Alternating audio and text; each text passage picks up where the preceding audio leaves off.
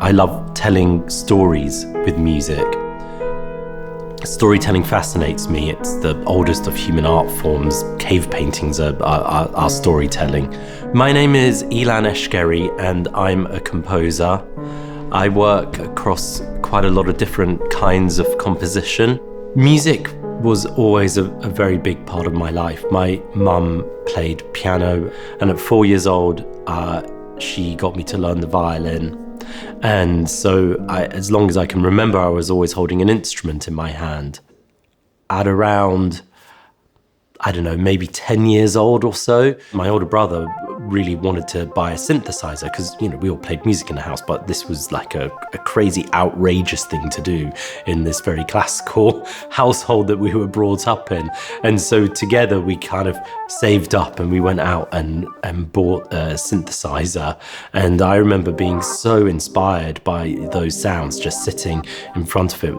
Unlike a traditional organic instrument, you sit down at the piano, there are many different sounds you can make with the piano, but you have a pretty solid idea of what the parameters of that are.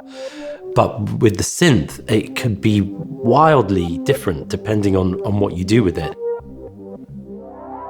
So as you're moving through the different patches or turning the different dials and switches, you're going on a exploratory, creative journey, and that can even inspire a whole piece of music. Synthesizer music was the sound of the future. Especially in the 80s, it was the music that I imagined as a kid that we'd all be listening to when we lived on the moon or on Mars or whatever was going to happen in the future. And of course, space travel was a very exciting thing in the 80s. Synthesizer music just seemed like the thing that would go with space travel. It was part of the future.